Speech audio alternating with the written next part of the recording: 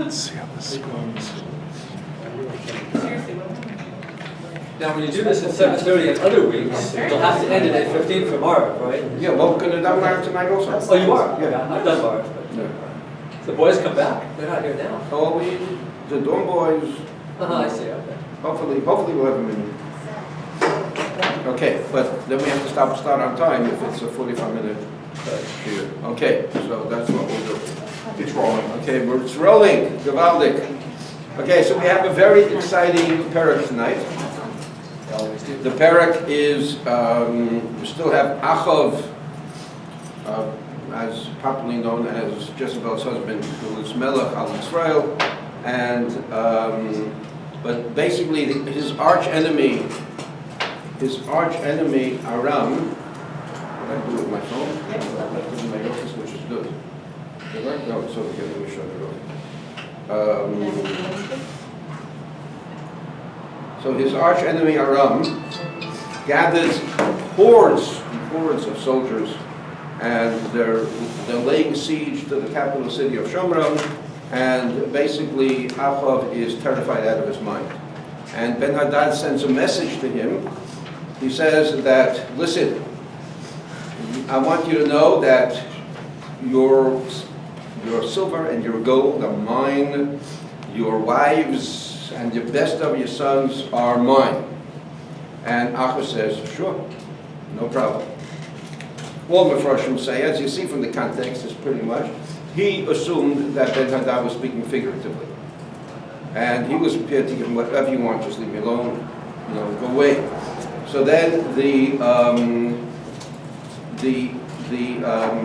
messengers come back from Ben-Hadad, basically, and they say, yes, we're going to go into your home, and we're going to look at the drawers, and look at the rooms, and we're going to take anything that we darn please. And that's when he knew that Ben-Hadad was serious. At which point he calls in his advisors, the Zakalim, and they say, no way you could agree to this. So Baruch Hashem, he doesn't agree, and he sends a message to Ben-Hadad saying that he doesn't agree, and Ben-Hadad sends back, basically says, you realize there isn't enough space in Shomron for all the footprints of my soldiers. And Achav sends back a message that basically says, please come in, make yourself at home. Achav sends back a message that basically, there's over here, the troublemakers sit in the back. Should we shut up the heater? Basically, he says, at this point, you're just big talk, so don't count the victory. Don't count the victory here. Okay. So, Ben-Hadad gives the order to attack the city. Then a Navi, who is not named in the text, the Navi comes, and the Navi is, Rashi says, it's a Bryce and Seder Olam, that this is Michayu. One of the primary Nevi'im of the time. And Micha comes, and he basically tells Achav that he shouldn't worry, that I'm going to give your enemy into your hands. And Achav says, who should lead, and how should we do this? So it's interesting. He says you have to lead them yourself into battle, and the victory will come through two groups of people. One group is through 7,000 soldiers. 7,000 soldiers are going to attack this great horde of the enemy. The Mefarshim say, we had mentioned before by the Hara Carmel that there were 7,000 in Yisrael among the 10 tribes who had never worshipped Avodah Zarah. Mefarshim say the number is indicative that it probably is referring to those 7,000. And then Na'arei Sarei HaMedinos. Na'arei Sarei HaMedinos is that we know this from many times throughout history and throughout Navi, that in order to establish good relationships with the neighboring countries, they would basically have cultural exchanges of their children to be educated. And so he had children from neighboring countries, princes, neighboring countries with whom he had good relations, over 200 of them. And as Mepharshim point out, these were probably very mifunakim, these were probably spoiled and not used to do battle, spoiled rich kids. And basically, that they're being told that the miracle is good, the miracle of the victory is going to happen with these guys and with the 7,000. Okay, kachava, that this minuscule Israeli army goes out in the middle of the day against this massive humanity, and they are basically drinking and drunk because they're celebrating already the victory in the enemy camp, and the enemy is routed, right? And a tremendous victory for the Israelis. The Navi comes to Melech Israel and says, "Don't think it's over. Don't think it's over, because next year, when the weather is right, we could assume that the king of Aram is going to attack again." Now, the king of Aram, they regroup. They regroup, and what do? They do a few interesting things. First of all, they have this weird thing that we fought them on the mountains, so the Jewish God is probably the God of the mountains. Let's fight them on the plains. Maybe the Jewish God is not so strong on the plains. The other thing that they do, which is really very interesting, is that your allies, the kings, don't have them lead the troops into battle. They appoint to lead the troops into battle the governors, the people who are lower down the totem pole. And Rashi says, because they will be ambitious to prove their worth. The other ones have tenure already. Right? So then they were sitting drunk. Get people, right? Get number two. They'll try harder. That's where Rashi interprets that plan. So again, they gather this horde of humanity to attack the Jews on the plain, and the same Navi comes to Achav and says, because they said that that only the God of the mountains, not the God of the plains, I'm going to show them. And basically, again, there's a tremendous defeat of the enemy of Aram. 100,000 infantry soldiers in one day, and there were others who escaped into a city called Afek, and the walls of Afek fell on 27,000 soldiers. How do we understand this, that Hashem is going to not let the Jews lose because he doesn't want them to think that he's only the Hashem of the mountains and not everything else? Why does Hashem need that in order to fight the war? I don't understand that. You have no kashas on this week's parsha. That Leman Teda Keini Hashem B'Kerev Haaretz the Paro Gen Kamoni B'Chol Haaretz. The Torah says all the makkos so that you should know. But what does Hashem establish that? Why does he have to keep on doing that? In other words, why?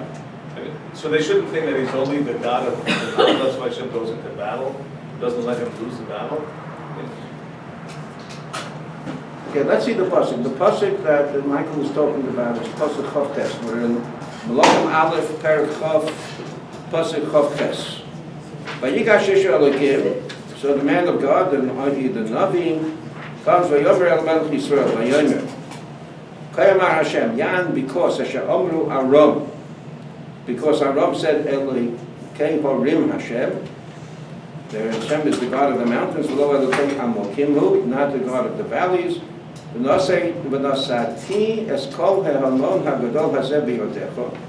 will give this mass in your hands.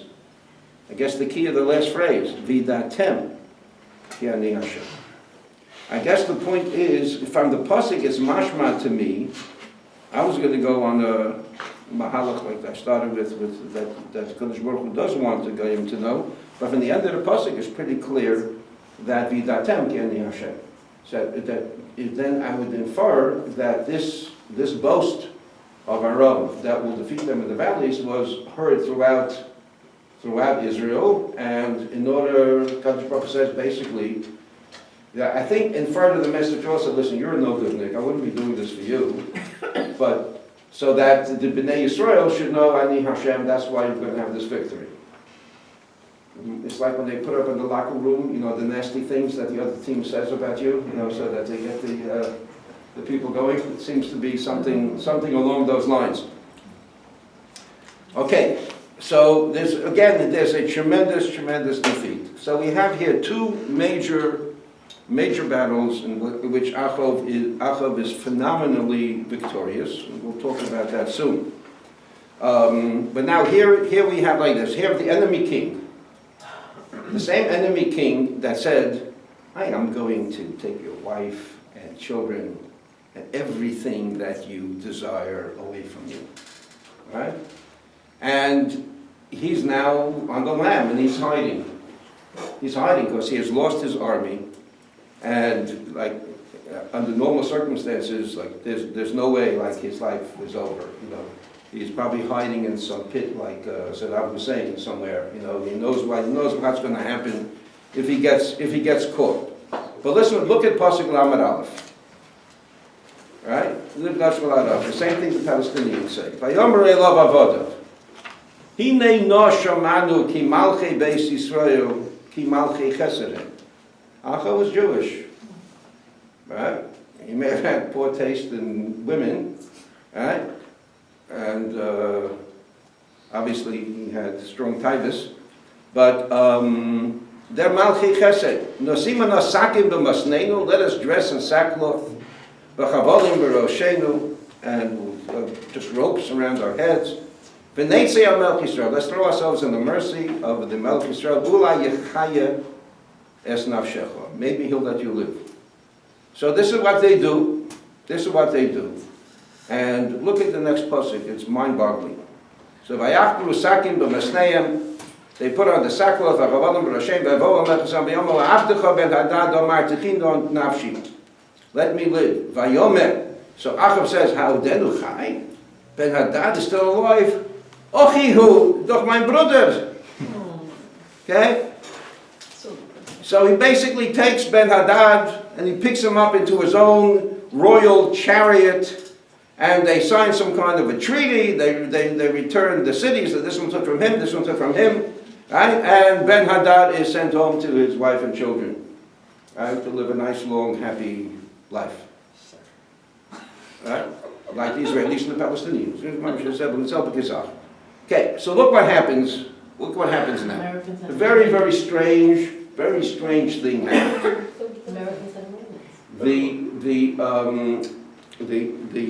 This Navi, again, was not named in the text, but again, it's Eliyahu. He goes over to Re'ehu, to his friend, which some say means a fellow Navi, but a fellow Jew. And he says, Hashem has told me to tell you, this is a Nebuah, you are to hit me. You are to hit me. And he refuses to hit him. I'm sympathetic. I remember standing on Rehov Sorotsky in one Erev Yom Kippur, and this old Sephardi Jew comes over to me with some kind of a wet noodle, I'm not sure what it was, and he says, please give me Malchus. And I said, I politely declined. No, give me Malchus. Stranger danger. What? Stranger danger. So but here, this person did not say, who was not an established Navi, who told me, Hashem told me to tell you to give me Malchus. I would have had a hard time, but I hope I would have listened. So he refuses to hit the Navi. Again, I'm sympathetic. So we know what happens when you don't listen to a Navi. Navi doesn't listen to the instructions of Hashem. We had before with Edom and Navi. That's why God made lions. Right? So he's killed by a lion. Right? He doesn't listen. The Navi Mecha tells him, because you didn't listen to me, because you didn't listen to Hashem, I'm just a messenger of Hashem, as soon as you leave, you're going to be struck by a lion. And that's what happened. That's what happened. And so then he finds another person. I don't know if the other person heard what happened to the first guy who didn't listen. And he says, hit me, and he smashed him. He smashed him. Okay, now what happens? So this whole episode is so strange. Then the Navi goes and he stands by a crossroads and he takes a scarf and he disguises himself. He's black and blue and bleeding. He takes a scarf to disguise himself, and the king is coming back victorious from the battle. Achav is victorious from the battle. And he steps forth and he says, I have a problem. And he makes up the story that there was a prisoner that he was told to watch. And he was doing something else and the prisoner escaped. And when the officer told him to watch the prisoner, he said, you have to protect him with your own life. And now the prisoner has escaped and they want to take my life, what should I do? And Achav said, well, you made your own sentence. You said that if you don't watch the prisoner, then you should die. That is your sentence. Then he takes off the scarf. Hi, you recognize me? I'm the Navi Micha. Ben Hadad was your prisoner. You're a guy that wasn't trusted. You let him go. You let him go. So therefore, your life instead of his life. And Achav went home depressed. He gets depressed very easily. You see, next paragraph. He's depressed. He can't buy that. He wants to build a golf course next to his palace with the Novos Israelis, Kerem. He gets depressed. The whole thing is very, very strange. The whole thing is very strange. Let's see if we could try to make sense of some of the things that happen here. But for those of you who have booklets, open up the booklets to page 53.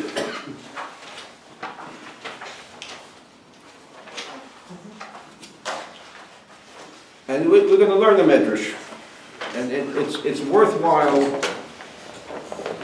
I try not to do too much in the text from the booklets, but it's worthwhile seeing this Medrash. The Medrash towards the beginning of Parshas Emor. And it's a scary Medrash, and it's important for us to try to define it. Okay. Rabbi Yossi min Melchayev, Rabbi Yeshua de Sichnin, b'shem Rabbi Levi, Omer, they said the name of Rabbi Levi. Matzino tinokos b'mei David. We found that the children in the era of David, and all the Mefarshim say, when we're talking about the era of David, we mean when David was on the lam from Shaul. They really mean in the days of Shaul. And it's clear from the context that that is the case. Ad Shabbato Mutam. Before they were even old enough to have a Yetzer Hara, they knew how to study the Torah, Memtes Podim Tomei, Memtes Podim Tor, which is an idiomatic expression that shows the great mastery of Torah knowledge. They could argue 49 ways to say something is Tomei, and the same thing they could argue 49 ways to say it's Torah, which is an expression that shows totally mastery of the Torah. V'havi David matzli aleihom. And David in his Tehillim prayed on behalf of this generation. Hadohu sheDavid Omer. That's what David said. Atah Hashem tishmerein. You Hashem watch them. Atah Hashem nitar oraison belibhom. Aramaic translation. Hashem protect the Torah in their hearts. Because they're in great danger. Why? Tinserem min hador zu la'olam. Protect them from this generation. Min hador hahu, from this generation, shuchayav koloyah. That is liable for destruction. Achar kol hashevach hazeh. After all of this praise, the praise of that how Torah was so great in this time, Yotzin b'milchama, in Shaul's generation, they went to battle b'noflim. And they fell in battle. We know the whole Israeli army was defeated in Har Gilboa by the Plishtim. That's when Shaul and Yonasan died. There are those that say it wasn't only that fateful battle at the end, but a medayik from the numbers that at one point it said he had 300,000 people in his army, then 200-something thousand people in his army, that even when he was victorious, there was a lot of loss of life in Shaul's army. So this such great Torah generation, right, was not successful in battle. Why not? Like this. Ela al yedei shehoyu behem dil toirim. Because there were dil toirim among them. Dil toirim are balei lashon hara. In the popular parlance, and I said popular means 1950s, snitches, right? Snitches, hayu neiflin, because they were snitches, and they said lashon hara, therefore they fell in battle. Who should David Omer? This is what David said. Nafshi betoch levayim. My life is among young lions. Levayim is Avner va'Amasa. Is referring to Avner ben Ner and Amasa, who were and Amasa shahayu levayim b'Torah. They were young lions in Torah. But eshka v'lohatim. I have to sleep among lohatim, among people with fiery tongues. Zed doag v'achi teifel. Shahayu lahutim achar lashon hara. So they were rampant towards lashon hara. B'nei Adam, now because we know that exactly where Achitofel fits in with the lashon hara, not 100% sure, but Doeg is the one that snitched on the Kohanim of Nov. Doeg is the one that told Shaul that Achimelech, the Kohen Gadol at the time in Nov, where the Mishkan was, had given David, when he was running away, food. In reality, Achimelech had no idea. As far as he knew, he was giving food to the king's son-in-law. And that led to the massacre of the Kohanim of Nov.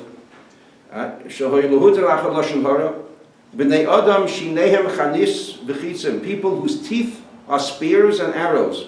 Those are the people of Ke'ilah.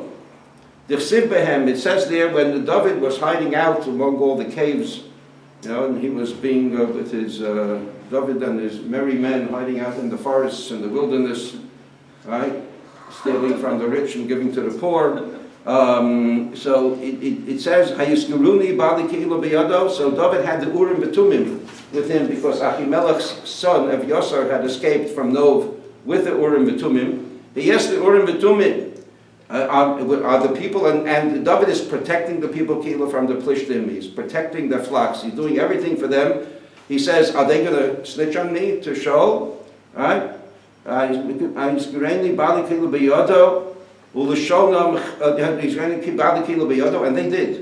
they did. They snitched on David, and David had to move again. And then, who's l'shonam cherev chada? Their tongue is a sharp sword. Elo hazipim. Those are the people from Ziph. Twice it happened with Ziph. They told Shaul. Okay? So why was the generation of Shaul so unsuccessful in battle, despite their spiritual heights in Torah? Because they're Bali Lashon Hara. Simple. Avodoro Shalachov. Listen to this contrast. Why are you saying it's Lashon Hara? They were, you got a palm, you got a king, and you got somebody who is a secondary king. So, if I'm saying Lashon Hara, somebody ate a cheeseburger, why are you putting that on the same level as defending or supporting Melech Yisrael? Why are you calling that Lashon Hara? Okay, so Rudy is asking, what was wrong with, the king is saying that his son-in-law is a traitor and a fugitive, and I want to know where he is. So why is this considered Lashon Hara? Why wasn't it a mitzvah for them to tell the king? That's basically it's a good question. It's a good question. Clearly the Medrash doesn't agree with it. David HaMelech doesn't agree with it. In all probability, it's hard to talk about Shaul HaMelech.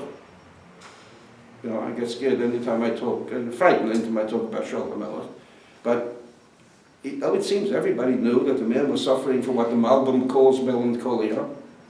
Everybody knew that David was a tremendous hero. And basically, you have to assume, since Chazal assumed that this was a sin of Lashon Hara, that the people were not stupid, and they knew who David was, and they knew what he was doing, and they knew that basically that he was innocent from the charges against him by Shaul, who was suffering from whatever he was suffering from Ruach Ro'ah, in the words of the Navi, in the words of the Malbim, melancholia. And that's what you have to say. I'm sorry if I keep asking questions. Please. What were Shaul's charges against David? The only charge against him was that he was going to try and usurp the throne, based on what the Navi told It's big him. enough. So that's more remarkable. That gives Shaul whatever state he's in. That gives him. But David never did anything to usurp the throne. All he did was Shaul asked for Mea Orlos Pelishtim, and he provided 200. You know, he was good, but he did. Well, he did. That's what you see. But let's see the contrast to Doro Shalachav. Avol Doro Shalachav. Kulan Ovdei Avodas Kochavim Moy. They were idolaters. V'alidei Shelo Hoyu Behen Dil Toirin. Because they didn't have snitches. Hoyu Yitzim L'Machoma. They went to battle, and Neitzkin, they were victorious. Hu She'Ovadia Omer Le'Eliyahu. This is what Ovadia told Eliyahu to brought him back. Right? At the end of the 3 years of the drought and the famine, when Eliyahu finally appears, so Ovadia tells Eliyahu, "Alo hugad ladoni, etc. Don't you know that I hid 100 Nevi'im, 50 in each cave, v'chalkelem lechem umayim, and I gave them, supported them with bread and water for these 3 years, because Izebel wanted to kill the Nevi'ei Hashem. Im lechem lo mayim. If he says I gave bread, why does it I gave water? Let me show you. Mayim koshim." Lo lahavi yosem in halechem. It was more difficult for him to bring to get the water than the bread.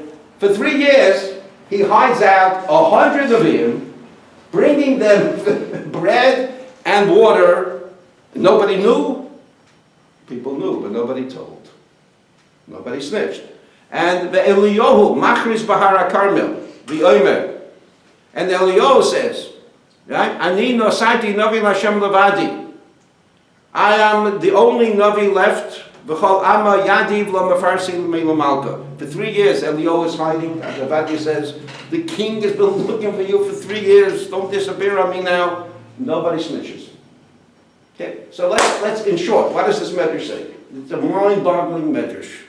I'll try to do justice to the medrash. The medrash basically says, contrasting the generation of Shaul. You remember, even though we're using the word David here in the medrash, it's clear from the context, we're talking about David and Shaul when David was on the land. Not Malchus-based David, but Malchus Shaul. Is because they were Bali Lashon Hara, despite their greatness in Torah, they're Bali Lashon Hara, so they were defeated in battle. But Dorosh al-Achav, who were there about the Zara, were successful in battle. Because they were not Bali Lashon Hara. Okay? So let's try to understand the Medrash. Let's put the Medrash into the historical context of the Navi. Right? Let's contrast the 2 generations.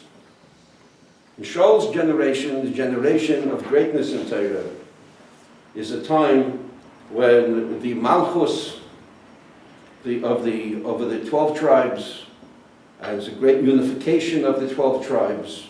It was an era of great prosperity. It was an era that heralded in the great successes of David HaMelech's Malchus in the very short time, the mind-boggling prosperity of Shlomo HaMelech's Malchus.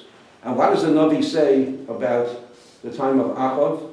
For 3 years, not a drop of rain, famine. Picture little children walking around with distended stomachs. Right? Achav tells Ovadia, let's see if we could find some grazing for our cattle because they're going to die. So who is HaKadosh Baruch Hu treating better? The Ovdei Avodah Zarah, because they don't say Lashon Hara. Ovdei Avodah Zarah, come on, Lashon Hara is a bad thing, but Avodah Zarah. Right? You can't take the Medrash, if you put the Medrash into historical context, you can't just take it at face value and just see. Some left-wing believing liberals say, oh, you see, more important than Torah Avodah Zarah is Lashon Hara. It's not true. You see, it's not true. Right? Because the time of Shaul was melech for only about 2.5 years, according to most Mefarshim. Right? I mean, that generation saw great success in terms of establishing their society, establishing their economy, and Achav's generation was falling apart because of their sins, because of Avodah Zarah. So what's the pshat? This is what I think is pshat. I think it's pshat. HaKadosh Baruch Hu always deals with us midah keneged midah. Midah keneged midah. Of course, it says in the Torah, if you're going to worship Avodah Zarah, then the skies it won't rain. The earth won't give off its produce. And if you do listen to the Torah, everything's going to be hunky-dory. Right? So that's clear that HaKadosh Baruch Hu treated Shaul's generation, David's generation, kindly and warmly and lovingly and supportively because of all the Torah mitzvahs that they did. And Achav's generation just the opposite, except for war. Because success in war is not a representative of individual accomplishment. War by definition, is an exercise in unity. It's an exercise in unity. It's communication, it's coordination, it's common purpose, it's a team effort. Lashon Hara is by definition the most divisive thing in this society. The midah keneged midah of Lashon Hara is that you can't have unity. If you're being divisive, then what you need, when you need unity to be successful, which is in Milchama, in war, you won't have the unity. So really this response of HaKadosh Baruch Hu to the different generations was very much midah keneged midah. Right? In terms of the fact that the individuals were tzaddikim at the time of Shaul, HaKadosh Baruch Hu responded to them properly, and the fact that the people were Rishayim at the time of Achav, HaKadosh Baruch Hu punished them. But in terms of the achdus of Milchama, the fact that Achav's generation were not Balei Lashon Hara, and therefore there was a sense of achdus, a sense of supporting one another, and such. Therefore, in Milchama they were successful. That's what I think is Pshat in the Medrash. Why did they have that skos? I mean, what was it? So what, all of a sudden, when it comes to Lashon Hara, I have religion?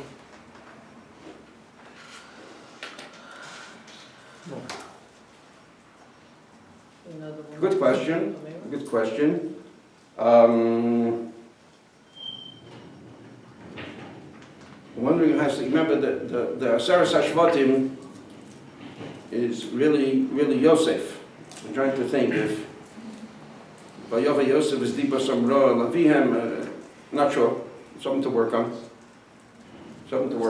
Okay. All right. Let's fast forward in the Navi to the incident with Micha and telling the person to hit him.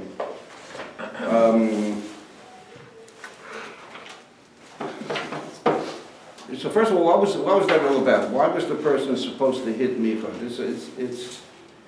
I'm not 100% comfortable that I have what was that nevuah all about? I mean, it was just a setup that poor Micha had to get. The nevuah was that Micha should bleed. Why should Micha bleed? So the Malbim says that because Micha was the Navi of the time. Well, if not of the time, maybe we're going to have Eliyahu still around, but since Micha is it was the Navi of this event, he was a Navi that foretold the war and gave instructions about the war. Mom said he was probably there. He had to share the culpability of Achav for letting Ben Hadad go. And therefore, he was really the exemplar. He was the mashal. He was the allegory, the physical parable of the fact that he deserved to be hit. He deserved to be hit and deserved to bleed. And others say, actually based on the Gemara in Sanhedrin, that it was both his culpability and the